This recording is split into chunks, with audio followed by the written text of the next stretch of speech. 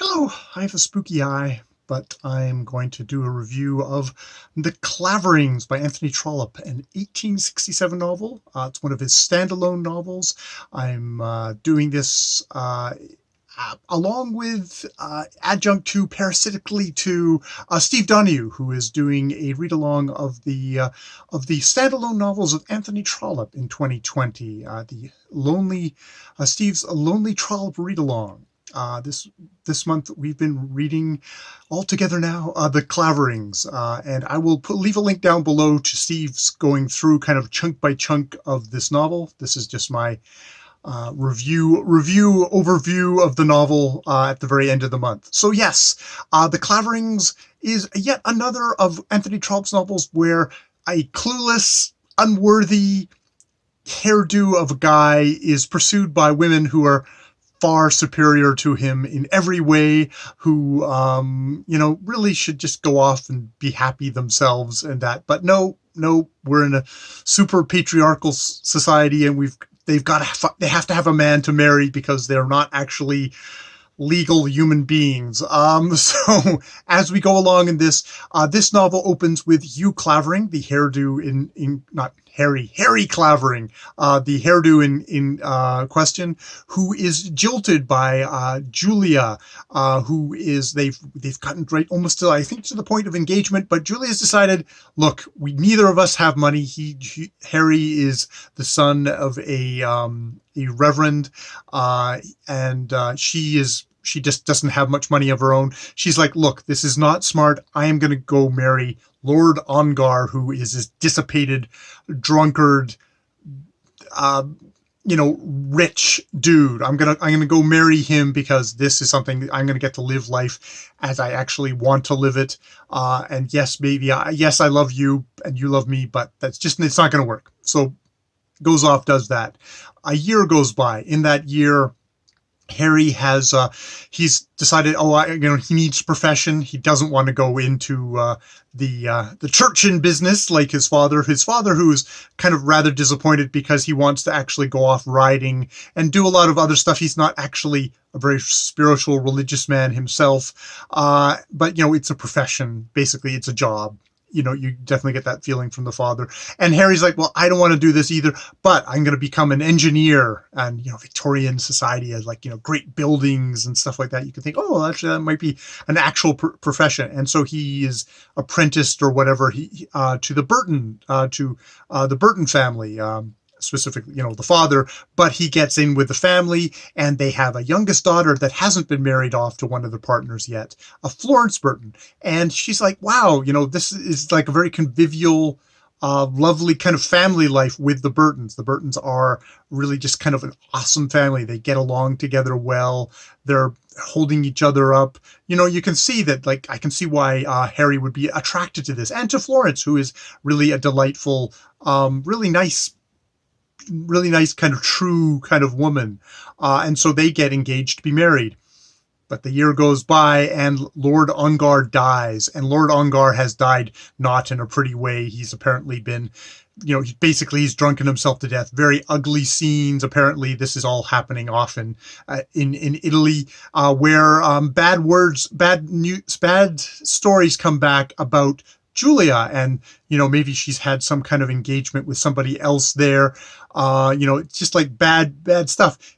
He dies. She inherits Lord Ongar's kind of fortune and stuff like that.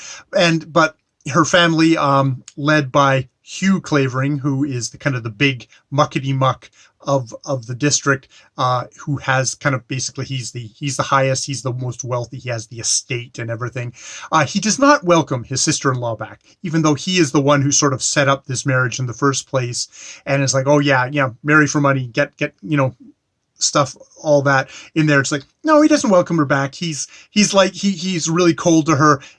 Because he doesn't accept her back, basically all of society goes, well, oh, she obviously is a fallen woman. She was doing bad. She must have been doing bad things over there, because even her brother-in-law, Hugh Clavering, wouldn't accept her back.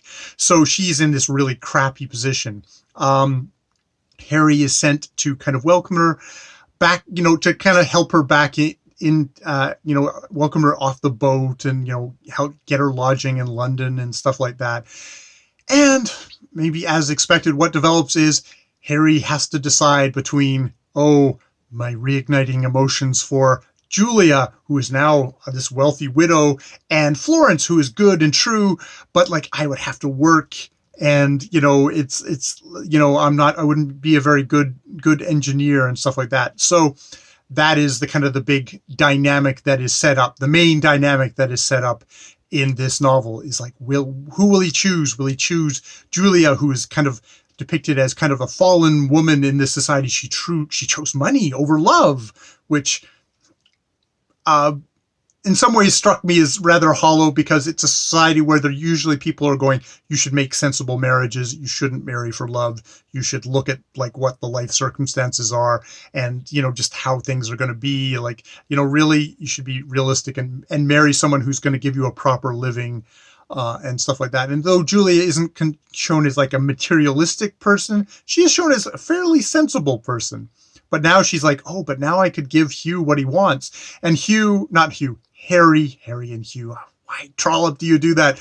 Harry is like, Harry, he's a good fellow. Everybody likes him, but nobody thinks he's going to make a good engineer. He just doesn't have the drive or determination to actually work.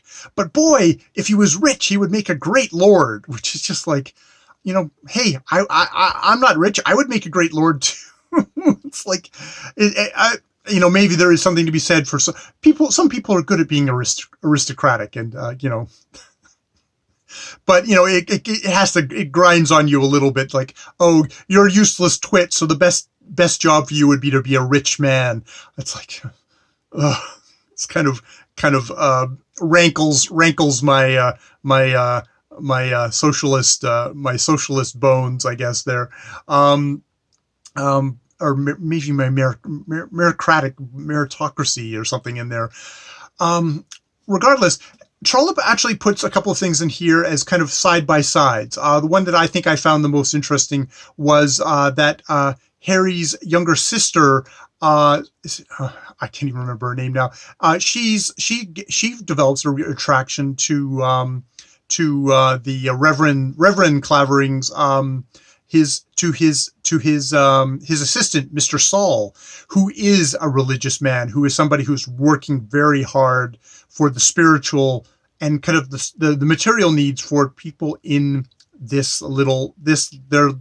purview of their thing. I'm sorry, I can't remember the words of what the area is, but he's working to help the people there, and the family is quite horrified when he declares his love for the youngest daughter, and they're like, no way are we going to marry you. You are poor. You will not be able to support her in any way, which is like, you mean like how with Julia and Harry it was going to be that, and to cap things off, we have Harry very much taking a stand against this marriage ever happening, like, that would be terrible.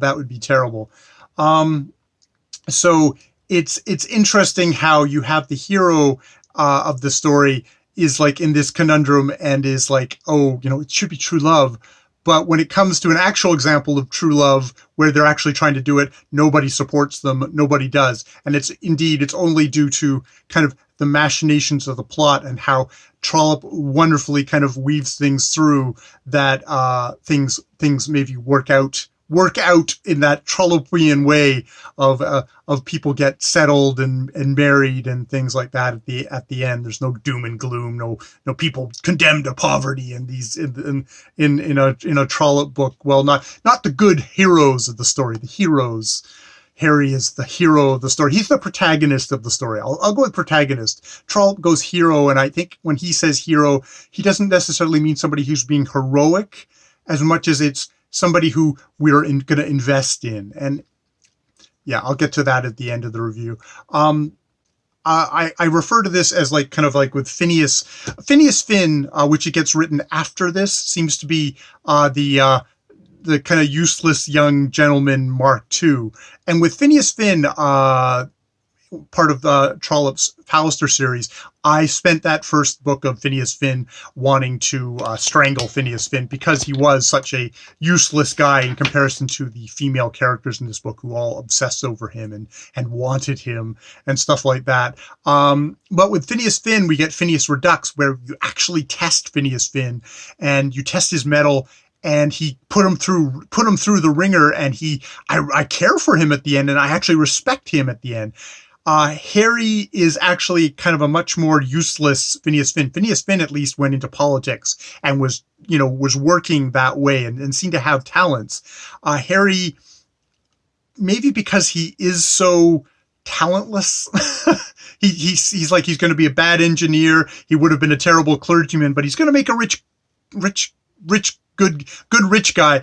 I really had a hard time just finding very much of an investment in there, and thus if I don't care about Harry, well, then the two women who are fighting over him, I really start having a hard time having respect for them or caring about them. There's also a notable thing in this book, that this book makes some choices of what to leave out. We leave out Julie's relationship with Lord Ongar. That is completely skipped over, and a part of it is just sort of allude like how terrible and awful it was. We can't even mention it, but we don't really get any sense of what that relationship was like, other than there was money, and that was it. And if it's only money, well, then you do have a hard time thinking of Julia as being a sensible person, because it just seems like such a cut and dry thing. He refuses to, Trollope does not let anything more other than that get in the novel, and it seems to be much more. It's not just a choice for efficiency as it is a statement. And the other thing is that Florence, the one of those points of that what's supposedly a love triangle, we don't get a lot of Florence in this book. In a lot of ways, Florence family, the Burtons, who as I said, are really presented as this kind of really good, kind of strong familial unit, really nice people. Like these are the people you would want to go to Christmas dinner with. You'd like to hang out with on a weekend and just hang out with them, because they're just, really awesome people. But it's because they are presented so strong, Florence very much fades off into the corner a lot. She is just seen as kind of a bit of a paragon, which isn't really that interesting. I guess that makes Julia, and maybe Trollope was trying to both bolster Julia's weakness on the whole Lord Ongar thing, by making Julia kind of making Julia just more of a paragon, to make you go, oh, which one will he choose? Which one will he choose, to try and balance things out? I mean, it's an extremely well structured book, but in some ways, I feel like the careful structuring of the book hurts the characters of the book. Making it, while I can respect like how well put together this book is, and how I like some of the parts, I don't really connect as much to the characters, and I really am a character driven reader. So I didn't care about them as much. This is probably why, if I take a look at a book like the Claverings, and I take a look at the duology, which is Phineas Finn and Phineas Redux, Redo.